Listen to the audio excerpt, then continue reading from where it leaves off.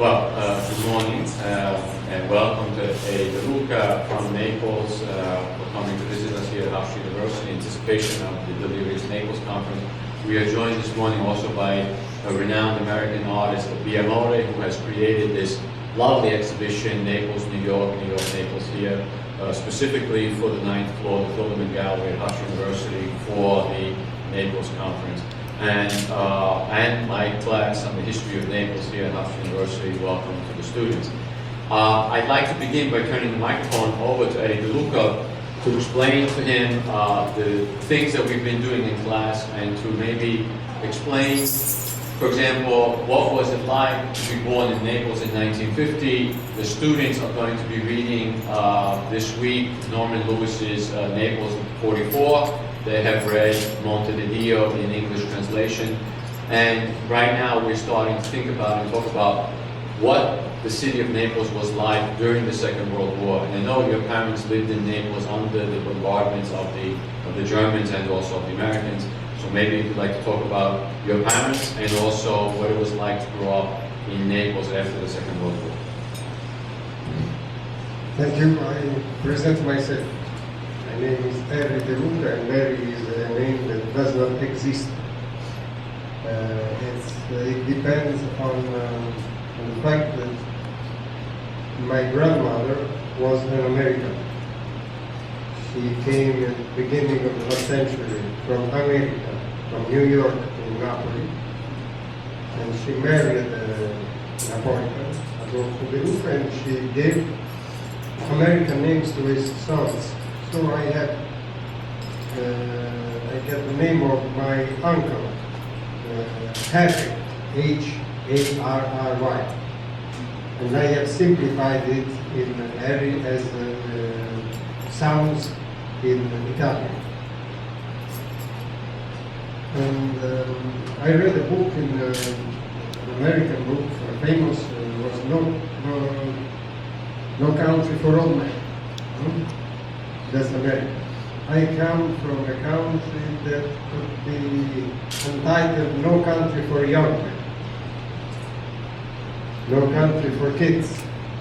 Napoli had the highest rate of infant mortality of kids in Europe.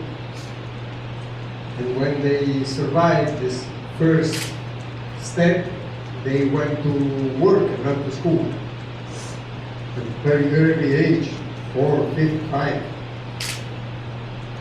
And I was spared from this destiny.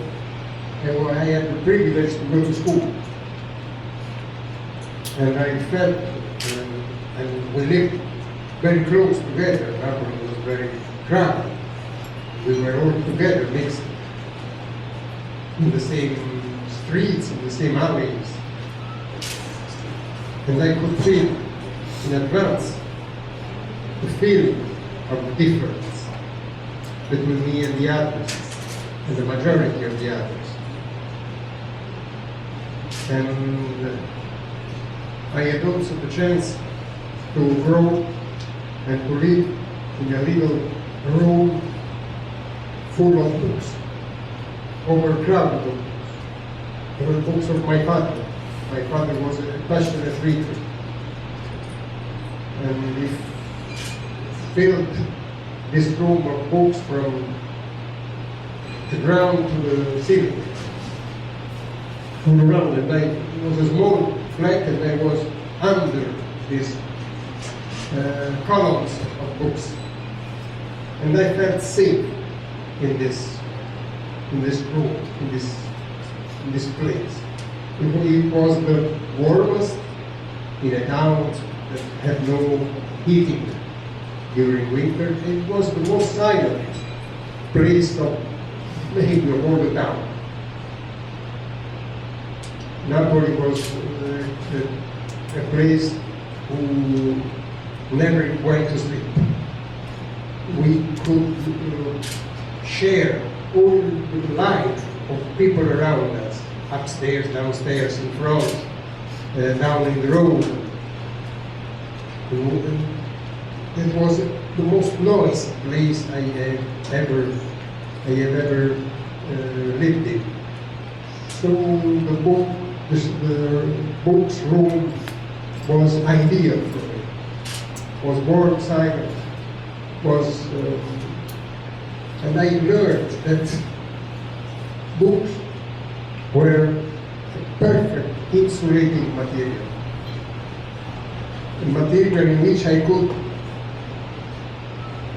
close up myself and learn the world without visiting it. I learned, because I read the stories of books of my father. It was no stories for kids, stories of the old adults, of the aged men. And I had the impression to knowing them in the interior, in their interior, to know, to understand what adult life was made of. They were giants, but friar giants, with full of weakness, of anger, of rage, of shame. I had the sensation to be able to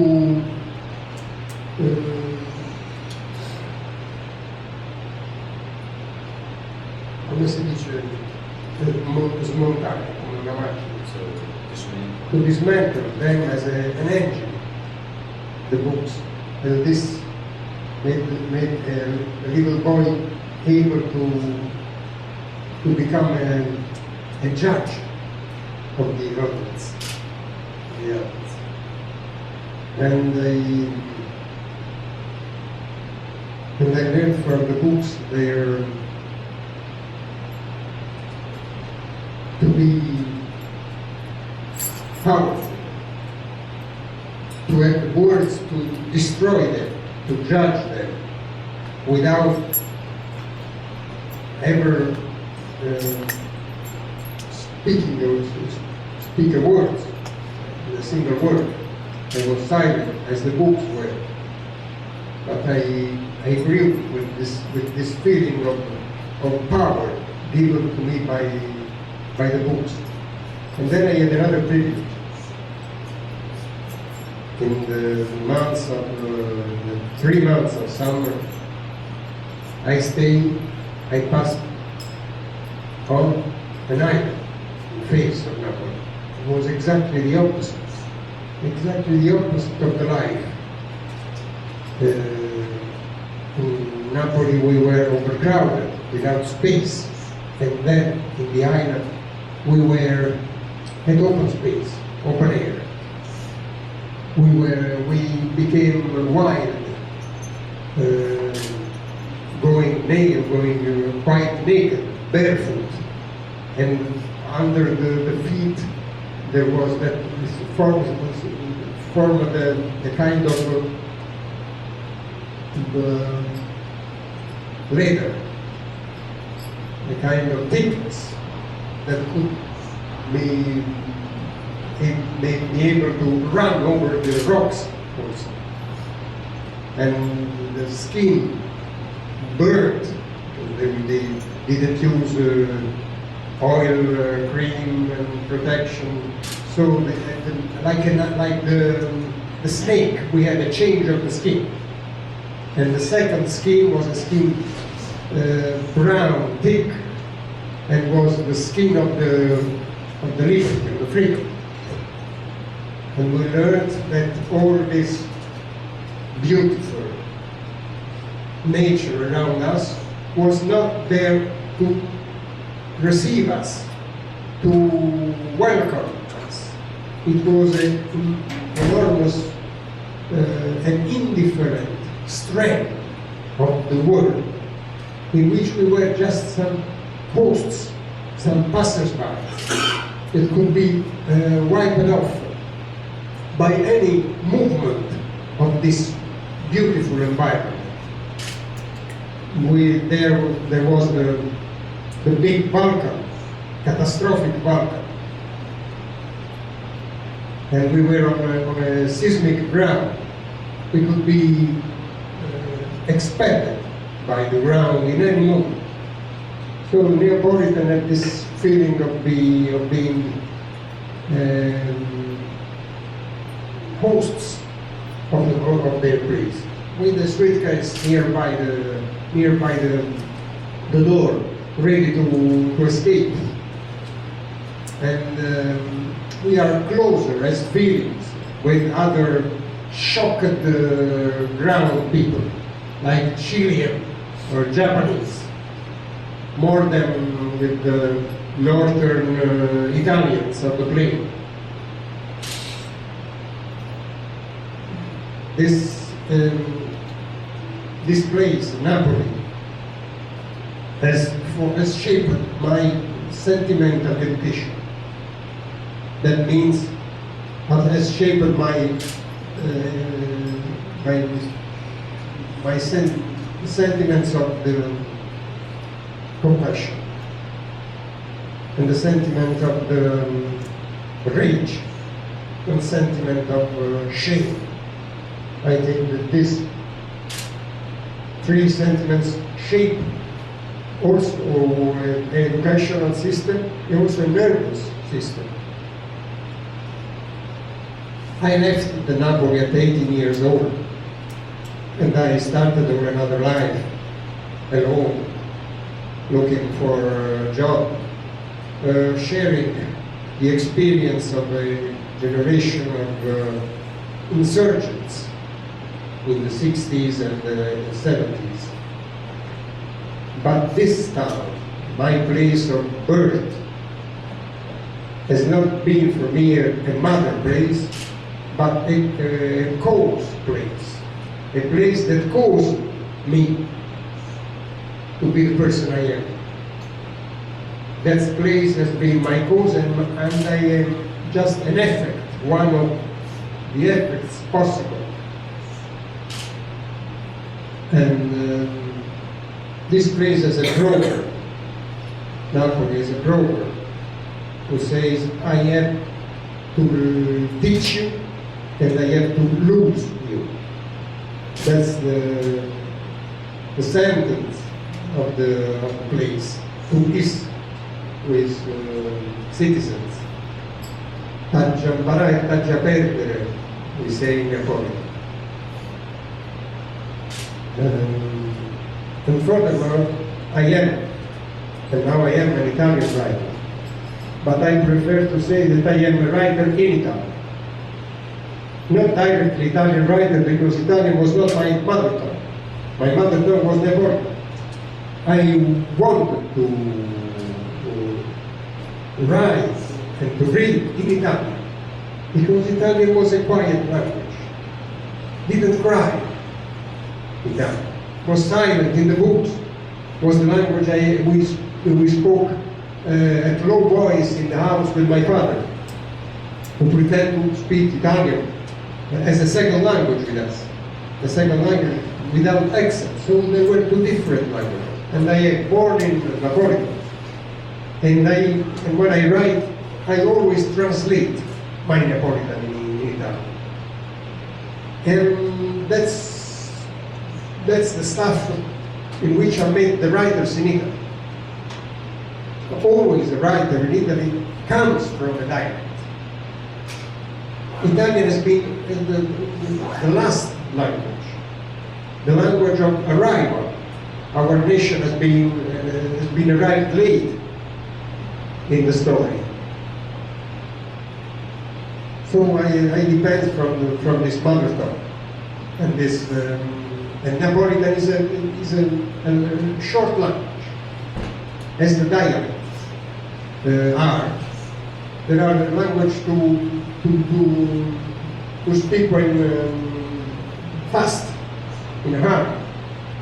If I translate an Italian and a Napolitan page in Italian, I use the double of the words.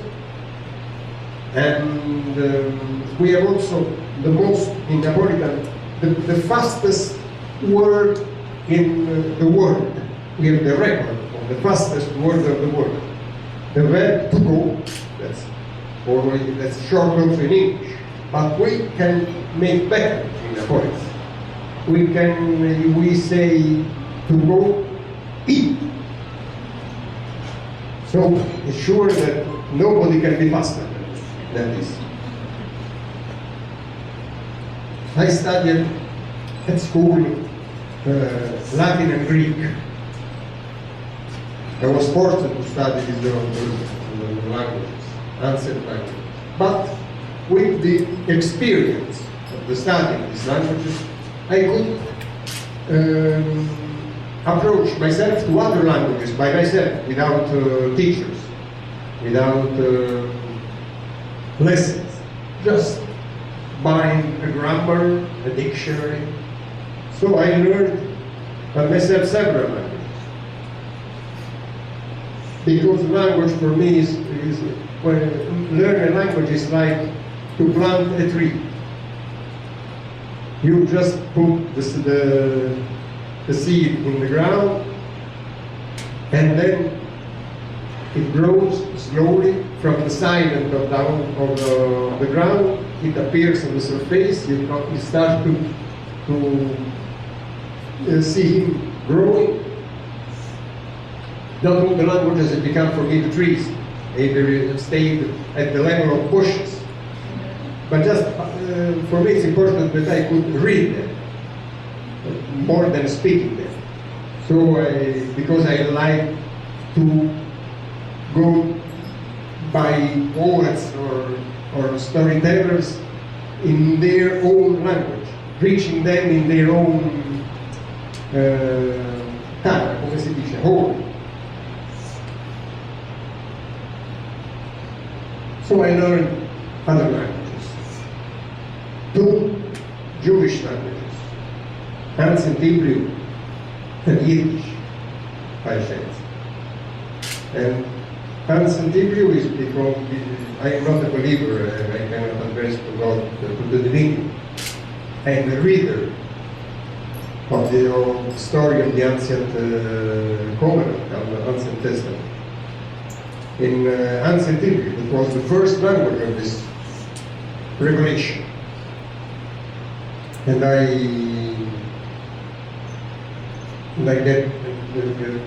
came closer to this language. I read Ancient Hebrew every morning. I read those stories. And then I read Yiddish. Yiddish is all another language. It's a German, ancient German language. Written by Hebrew characters. The one maybe you know who was written in Yiddish was named Isaac Bashevis Singer, Nobel Prize for Literature in 75. I learned this language because this language has been cancelled by the story. In the Second World War, before the Second World War, was spoken by about 11 million of people in Europe. And after the war has been completely silenced. Nazis didn't manage to destroy an entire people, but managed to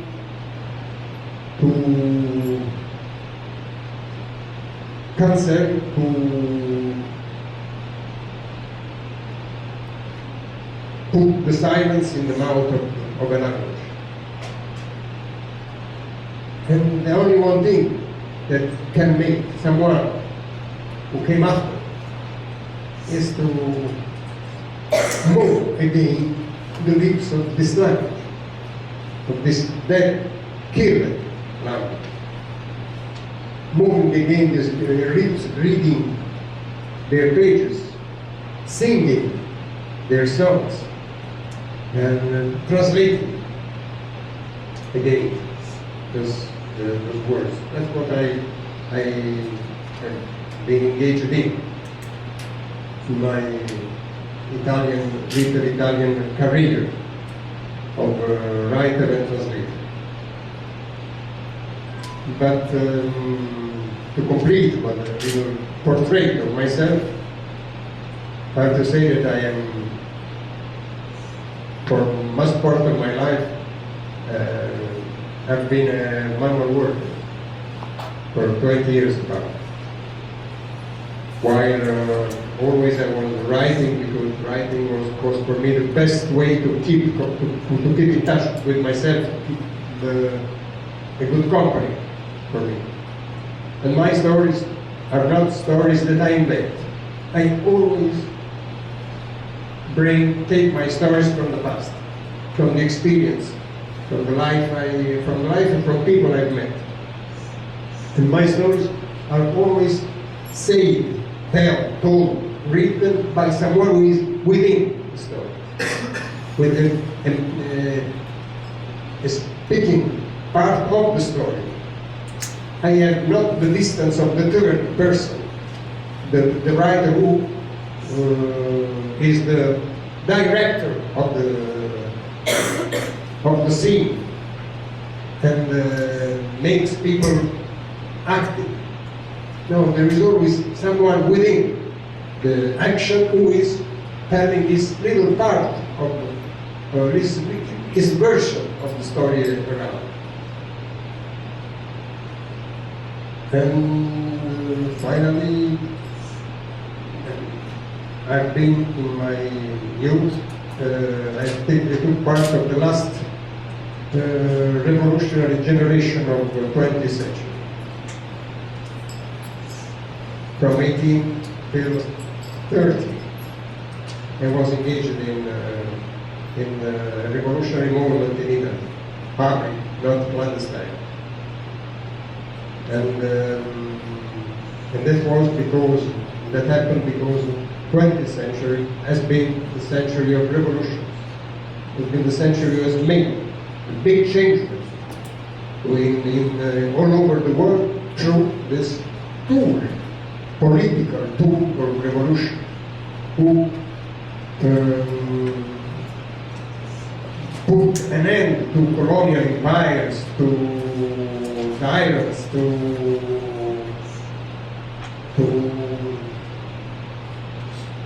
change the relation of forces between rich and poor.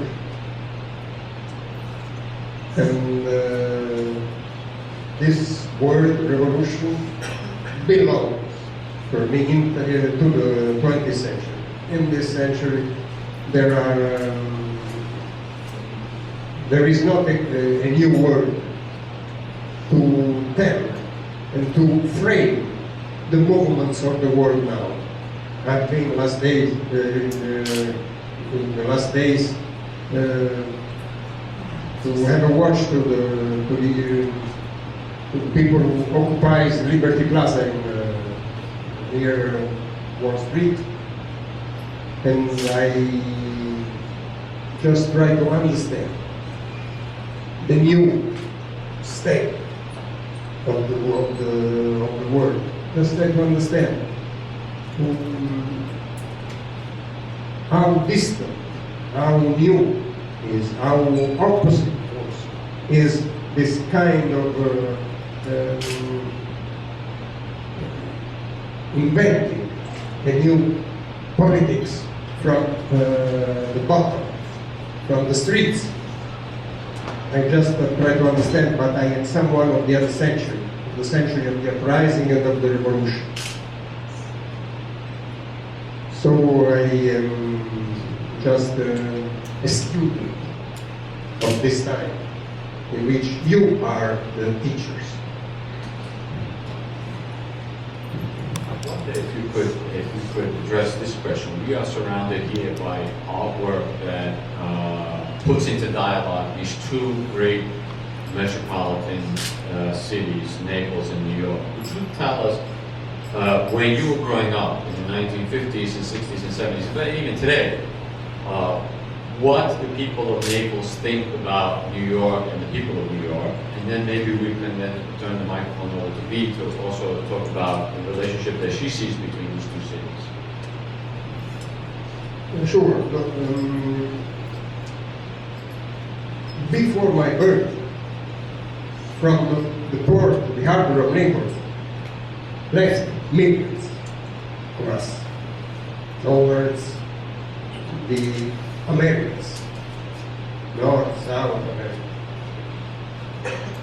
So every single family in Naples had some missing place at the table. Someone who was left to find a better life, or just spinal testing paragraph. But so America was, as an Italian said, as an Italian immigrant said, was for him paved with the streets paved with gold. And then when he arrives in New York, he says, but I understood, I saw three things. Streets was not paved with gold. Like, the streets was not paved at all. Third, that I was supposed to pave them. So that's as the pace of it, and the feeling. New York and Ellis Island, that I just went to visit 2 days ago, because for me it's a necessary pilgrimage to this place. Was the land not promised but admitted, that was able to accept, receive, and give a chance to millions of us who had no chance. But when I grew in Napoli, Napoli was the center of the 6th Fleet of the United States. NATO was but one place. The harbor of Napoli was the harbor of the 6th Fleet, no commercial use in Napoli. If thousands of young men disembarked in the city, and they could release, could have a bit of fun,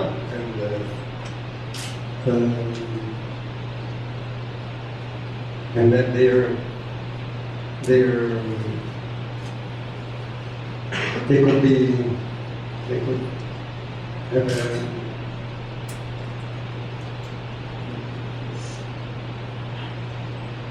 they could drink and become drunk, and could have sexual relation with a town that was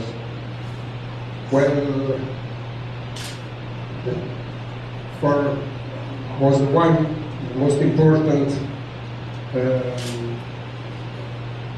income of the town, the 6th Street. It was a city of, for them, it was a city of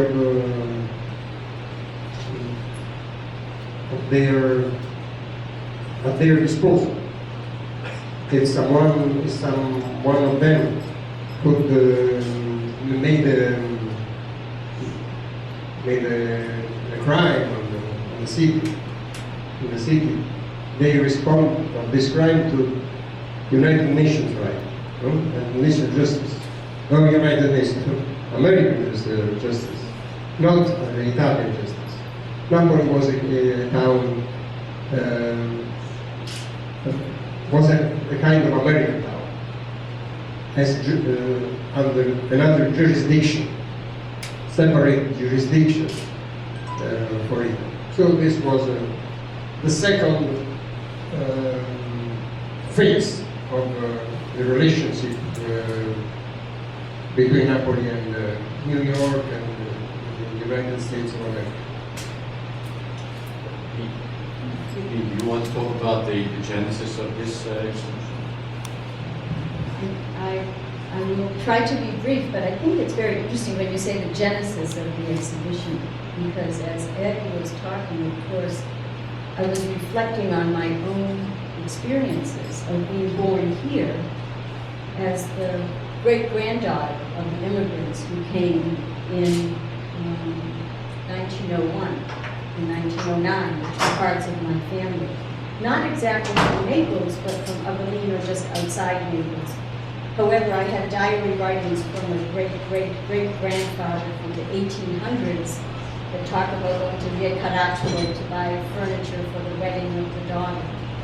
And truthfully, the dialect was my first language too. It was what my grandmother spoke.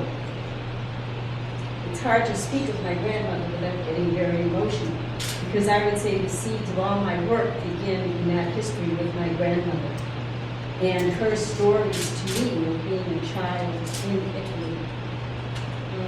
My mother, she went back to Italy with my mother when my mother was 5, and my mother lived here for 2 years in this small town, and they went back and forth to Naples. And those stories are what animated me, my soul. I used to think that I was Italian. I didn't think I was American. I always thought I was Italian. I grew up in Boston in a sea of immigrants, not just Italian immigrants, but many people from Middle Europe who had families that were devastated in the Holocaust. And so there are parallels and things that you've been talking about that are very, very interesting to me. I went to Italy first in 1962. I spent a year at the University of Rome, but I spent most of my time, the university was on strike most of that year, if you recall. So I spent a lot of time in Naples, in Bagnoli and Portici, where my mother had very good friends, and in the Paese. I never wanted to leave. I wanted to remain here. And although I had to come back to complete studies and then life took another turn, those experiences of the actuality of seeing Naples, but still with the refuse of the bombing, there were baracche at Naples at the port. I remember seeing people living in these houses in quotes made of cardboard and roofing. Remember? 62, 63. It was still like that. If you go to Naples now, you can't believe it, because there's been such progress in the last number of years. But when I went to my grandmother's hometown in Lapido, and my other grandparents came from Montefalcione, where Stan's family, we found out that we're paisano. We're actually, we may be related, who knows. But my other grandfather's town, the man my grandmother had married, had just gotten electricity the year before, in 1962. So I would say that this whole thread of this Italian side of myself, which for many of you is true, 3 generations, but it's pretty interesting, 3 or 4 generations down, that it still continues to animate my whole way of being in the world, and a kind of questioning of the world, and even questioning an identity. I mean, it's interesting because I don't feel just American, just as you do not feel just Neapolitan. For me, you feel, I always feel the double, at least the double, just to begin with that. I think in terms of my own work, I won't go too long on this, but you know, I went through some crises in my early 50s, trying to figure out some things about my family, mysteries, from even believing that I couldn't understand why one family would leave that had land. I still have land in Italy that belongs to my family. And that animated my work. The whole book, Italian-American Odyssey, comes out of that question, and a big show at Ellis Island, actually, 6 rooms of installation there. And then I've done subsequent shows, and when Pelly was organizing this conference, Delirious Naples, Pelly and Stan, they spoke with me. The thing that was interesting, I had just returned from Naples. I had picked up so many objects on the streets in Naples that are in these pieces. I was pointing out to somebody the piece of cardboard that has these diamond shapes from the Pietrini in Naples, the paving stones, and I picked it up in Hofstra. It was pressed into the ground, the cars had gone over it. So I had this treasure trove. My friends here joked with me, and they said, hey, Naples has a lot of trash. You helped it, right? You picked it up. I came home, with this suitcase full of objects that I picked up. I had been on a book tour in Naples and Siena and Rome, different places, Venice.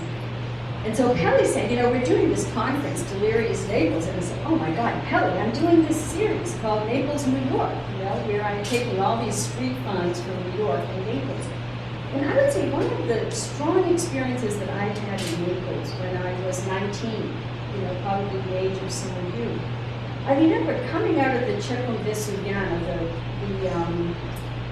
sort of light rail that goes around the city, and exiting onto the street, and there was this stream of humanity.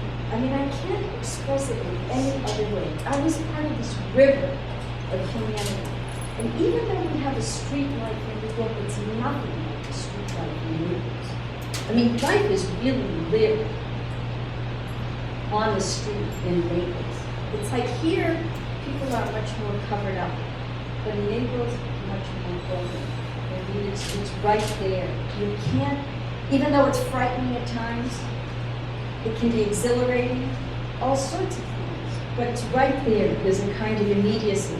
And I would say New York for me is the only city in America that has a glimmer of that, a splinter of that. San Francisco is a lovely city, charming. People call it Mediterranean. It doesn't have that kind of vitality. Boston, where I grew up, people love that city. I find it very tame. It's very genteel. You come to New York, I'm living in Vermont now, but I travel a lot to New York and Boston. And so you come to New York, it's like, gosh, there's this buzz, this enter Penn Station. Everything is kind of scintillating. And I think I hoped with these pieces to capture some of that. There's a huge amount of historical research in these pieces. The backgrounds are all music covers, most of which were published in New York by Neapolitans living here, writing about their experiences of being immigrants in New York. And some of them actually, some of these songs traveled to Italy and were published in Italy secondarily. And others are classic Neapolitan songs that come from Naples. And I felt really, as I was making these pieces, that I was really collaborating with a whole history, with artists from the past, both singers, poets, because the songs are extremely poetic, and many of them are written by major writers in Naples. And so I think that's all I'll say for now, but it gives you a sense, Judy, of the back and forth and the connections. This idea of doubling or twining or twinning between Naples and New York, I find very fascinating. And in your work, it seems, in your life and in your work, it seems to us that there's always this kind of this doubling, this kind of intertwining, this kind of juxtaposition or paradox, like American, Italian, Italian, Neapolitan, city, nature. And then even within these things, there are doublings. So nature can be like nature on Capri, which is benign and beautiful, paradiso, but nature like Vesuvius and the terremoto, the earthquake. So there are these paradoxes, and then there are paradoxes within the paradoxes. There are these contradictions within the contradictions. And maybe, would you say that, I mean, it all boils down to almost a kind of ontological problem, which is the problem of Naples and all of us who left, which is Naples is a city that you can't leave and then you have to leave. That you can't stay and sometimes you can't go back. Lontana da Napoli non si può stare. In this kind of, you left and in the sense you never went back. And yet it's always a problem. It's in every one of your books. It's on every page that you write. It's in this film that we're going to see, Villa del Vetro, next week. So could you talk about how Naples is an absence and a presence in everything that you've written? Is a leprosy, always has double face. And Napoli has received most heavy and bombings of the First World, of the Second World War, by Allied forces, by American, English aircraft.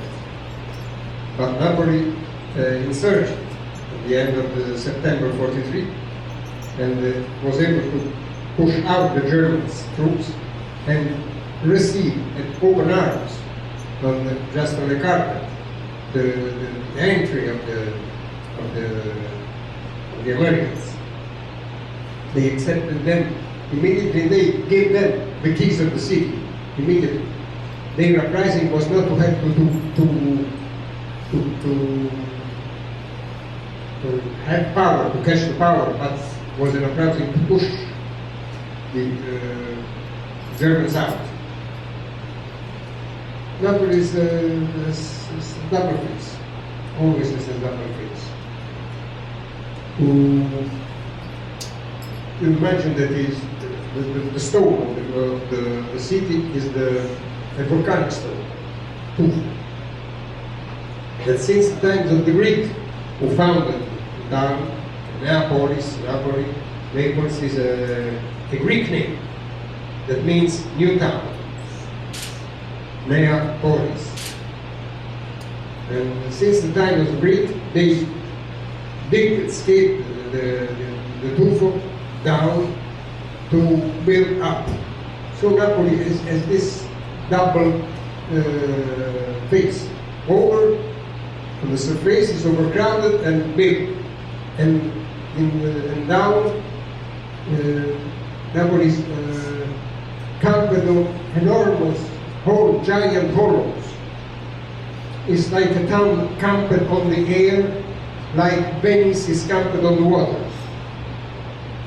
And this gives this double character under the mask of the town, under the theatrical mask of the streets, under the teeth. There is the hollow of the belly.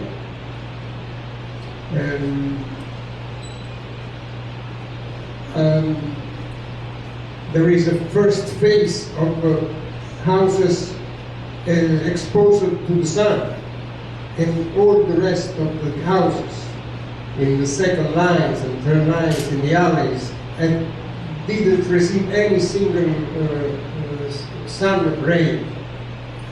The sun stays on the high floors, on the windows, the high floors that never arrives down. So Napoli is a double town. It is open. It's a wide open town. No natural defense. The armies that want to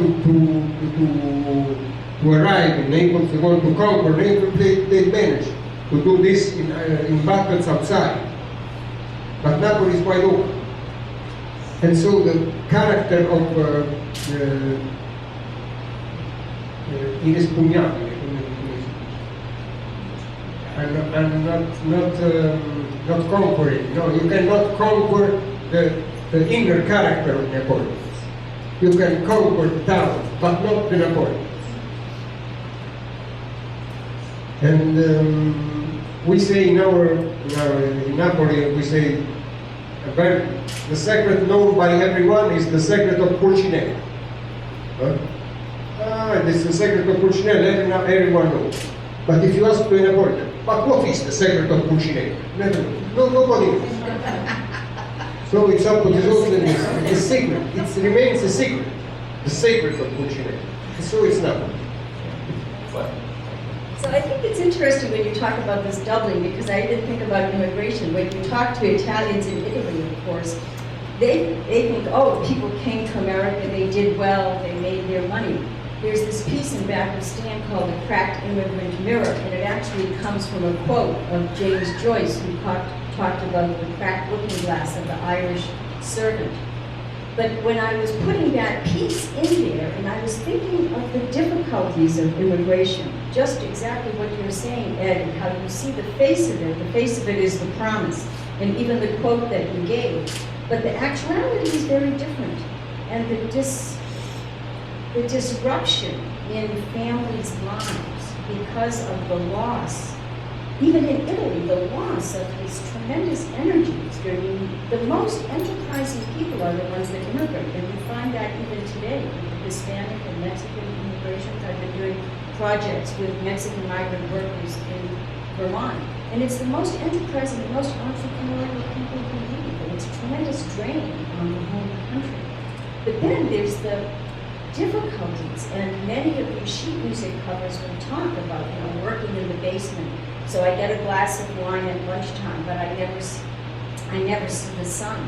And I went through 300 interviews at Ellis Island, and over again, people are saying, I can't believe that I left this beautiful place in Italy where I didn't have money, but I come and I lead this life where all I do is work. And I find that even in families 2, 3, 4 generations down after immigration, we're still suffering from some of the effects of what happened to people who came and had to work 14 or 16-hour days, like my bricklayer grandfather, who beat his kids, whose kids beat his kids, and finally it stopped with the third generation. But those scars go on a long time, and they all have to do with that promise, which really was fulfilled on one level and not fulfilled on another. Well, do the students have questions? If you have questions for A, to Luca, or BMO about the arts. Yes? Yes, thank you. You talked about a little bit going up to Naples.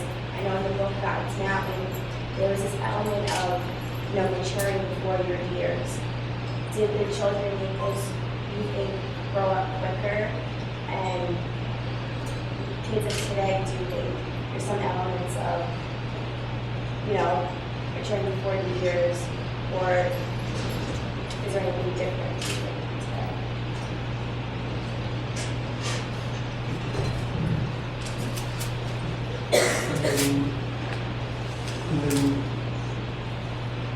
I do not agree with the American title, God's Mountain. It's no sense for me. Because Monte di Dio is a road. It's a place. Nothing to do with the mountain in Jerusalem or where else. So Monte di Dio is just a place. Just a place, and the translation in other languages and respect to the title. Also in Poland, in Polish, this is Monte di Dio. You have to understand it's a strange title, but you can understand what's the meaning. When you read God's Mountain, you have a distorted approach. So Monte di Dio was a very poor place for people who had no direct relation with divinity. Maybe with some representative of divinity, like San Gennaro. Saint Gennaro was the local saint. I don't think that the Napolitan kids were weaker. They were affected by an unnatural selection. And they became stronger. And they became adults as soon as they can. Because they were like a parasite of adults. They felt, and people make them feeling parasites of adults. They had to demonstrate their right to live and to be independent as soon as they could. So, in those places, kids, in those and other places of the south of the world, kids grow as as treated beings, and they in their lives are not the effect of an education, but just the effect of resistance to the uprooting. So when in my stories in Naples, there is not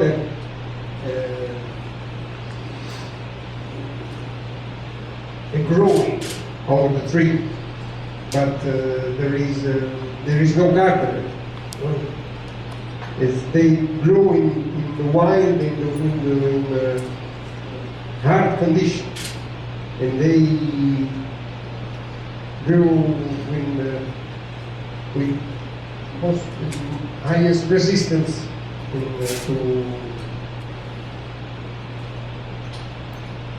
so they were strong, and they were fit for immigration. That was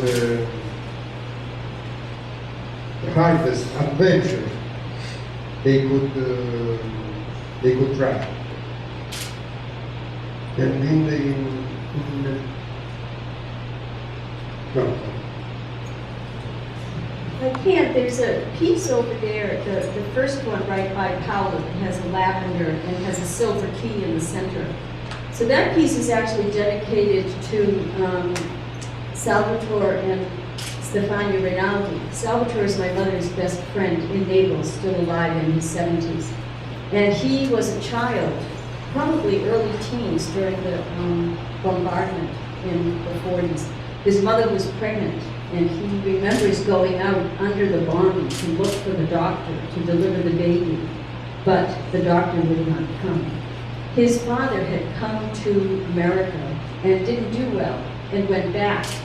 And he always wondered in himself how different his life would have been if the immigration had succeeded.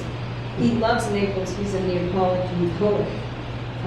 His daughter now is going to be giving a concert here during the conference, Stefania Rinaldi. He ended up, his father died early. He was the head of the family, and all sisters that he had to provide dowries for and marry off. This was a hard growing up, very hard, but no choices. In America today,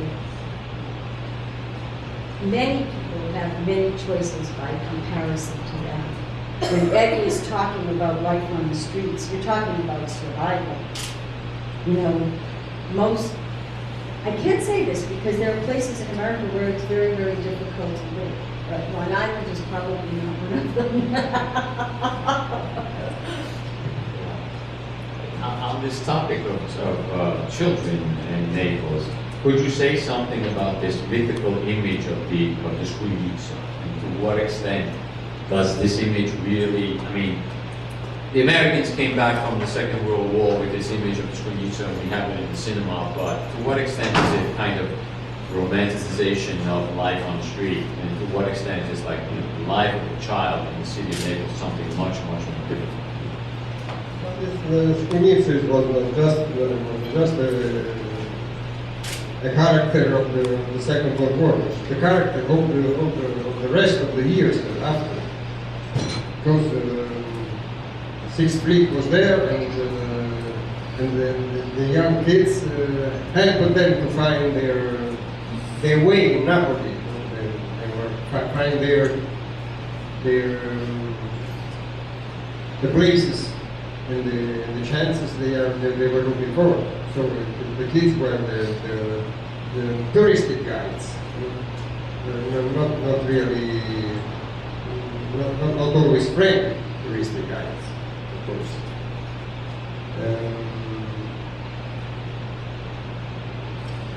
I want to say, I think about the 20th century, being the century of the revolutions, being the century of the great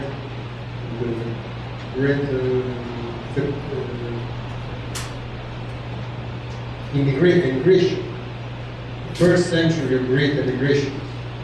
This has changed the faces of the world through the displacement of millions of people on the face of the world. has been the most the century which has jaded most number of lives in concentration camps and jails, and has also been the century of the new war. The new war is different from the old, the ancient wars, and you can detect the difference by this single evidence that in the ancient wars died soldiers. In the new wars died big civilians, more than soldiers, more and more than soldiers. So the new wars have affected more the people in their homes, and not in the fronts of the battles. For me, the new war starts in April 37, when during the civil Spanish War, when an air raid of German aircrafts bombed a little town in Spain that had no importance, no military importance. Bombed this little town during the market hours and with waves of bombing and rebombing.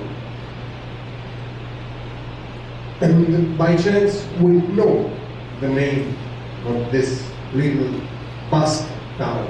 They know it too. My students know the name of that town too, Of because I taught a course. course on the Spanish Civil War.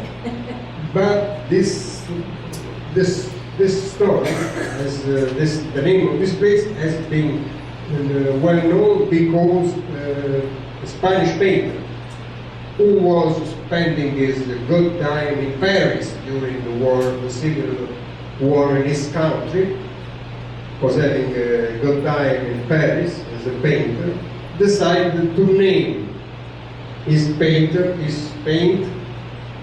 with the name of this town, of this little town, Guernica. In Guernica starts the new war, the war that wants to kill the lives of civilians more than lifeless soldiers. And so I depend on my experience of listener of stories by this change of the wars. I listen the stories of the bombings of Napoli by the women. They were the most affected part of people in the Second World War. They had the right to remember and to tell the stories. So that's why for me the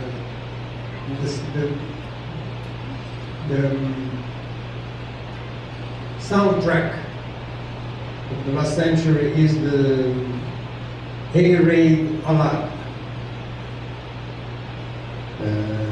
that was planted in the nightmares of my mother.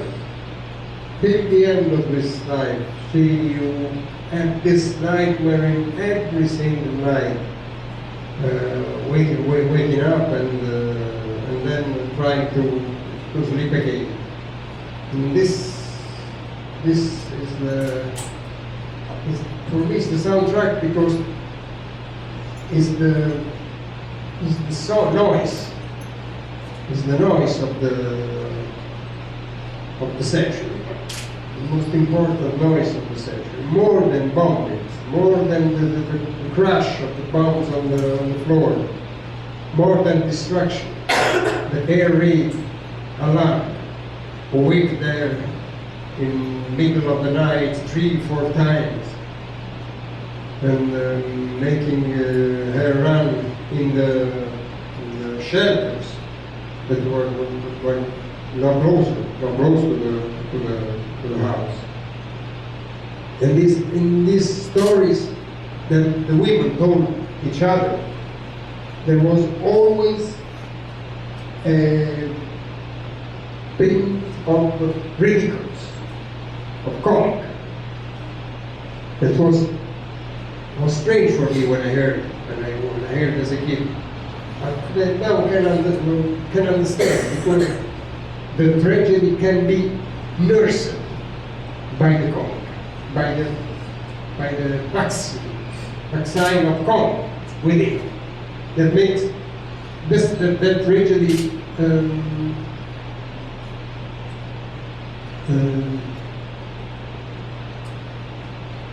digestive. That you can elaborate, that you can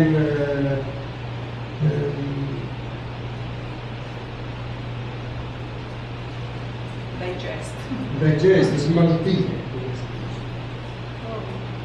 There was always this kind of comics. When she wake up early in the nights and grabbed it with her foot. She left with the shoes, and she ran, grabbing the first thing that she had to grab to go to the shelter. And her mother called after her, "Hey, take the good places," like a theater, no? Because in the shelter there were the good places and the bad places. You arrived late, they had to go to the bad places. And other kind of other stories about the fact that there is an air raid alarm for the beginning of alert, and there is an air raid alarm to say final,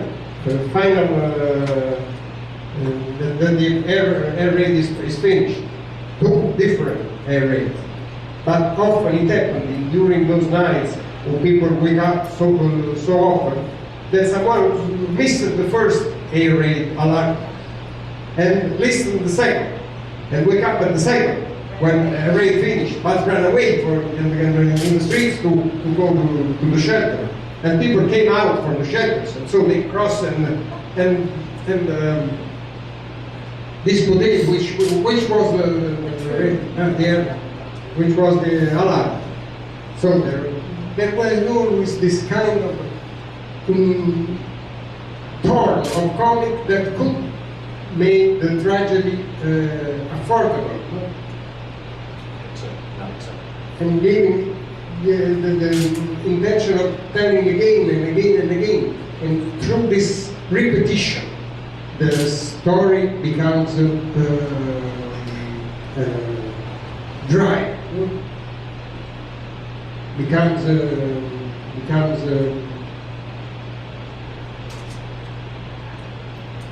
superato, overcome. And I was a listener of this story. So for me, the way of learning the world around me passed through the ears, not through the eyes.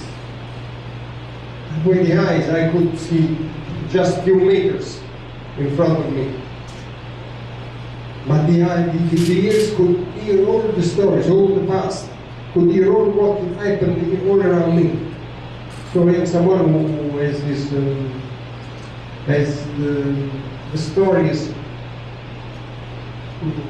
shaped through the memory of the listener. There is a verse in a psalm of David's psalm, who David says to the divinity, you have the translation of you have shaped me, created me the ears. No? But in the literally in ancient Hebrew, he's digged me the ears. Dig, like you dig the well to spring to collect waters, because exactly are those. This was the meaning of the ears. There was like wells, deep, in which the water, all the water of the stories, of the words, became kept and safe. and you could always go to your well. So that was the listening of at that time, and this has been the listening for me, like a well in which the stories were well stored, and I could always go to them and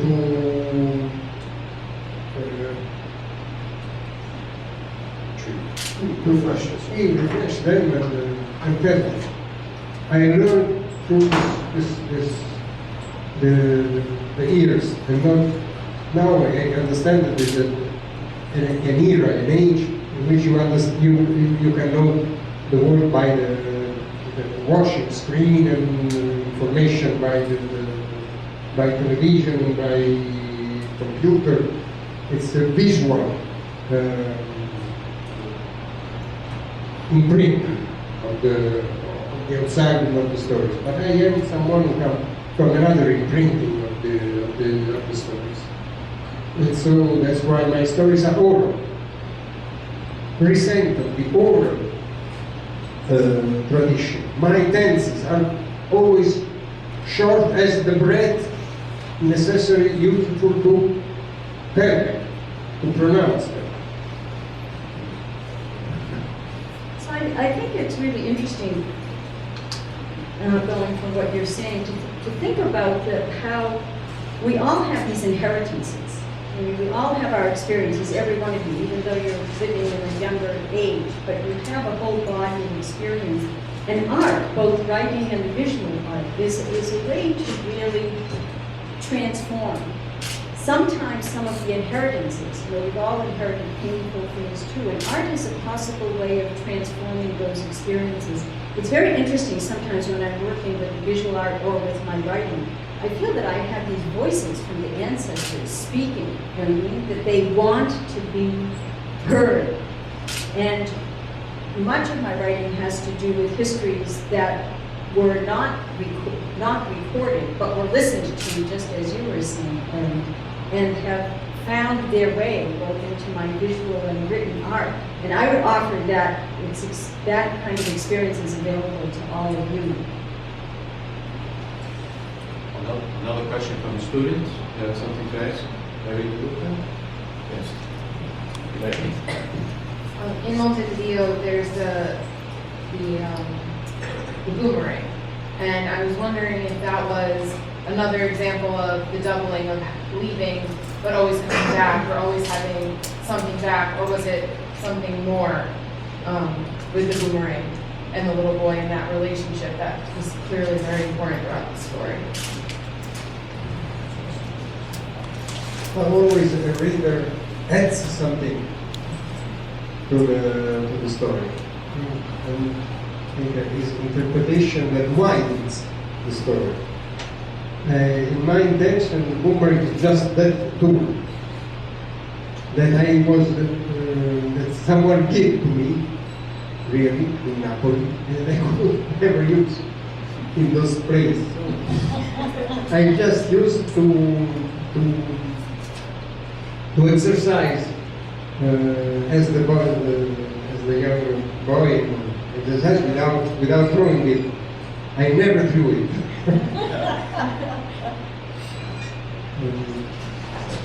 Yes, but as a reader, I also I take from the book more than the writer put.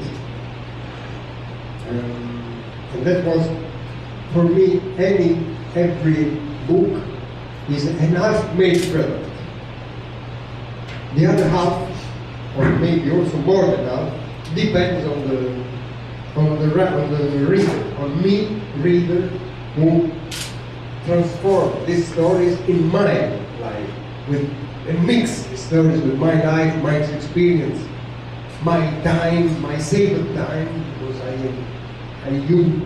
every one of us can read in save the time of his day, of his time. So that's very possible.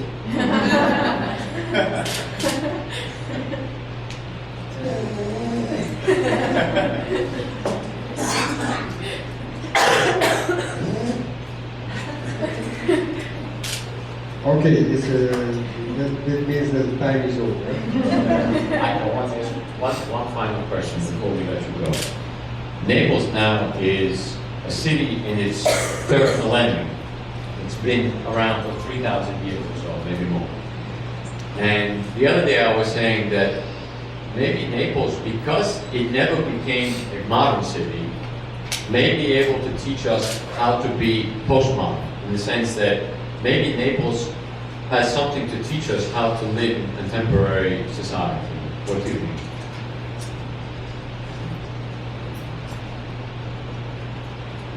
No.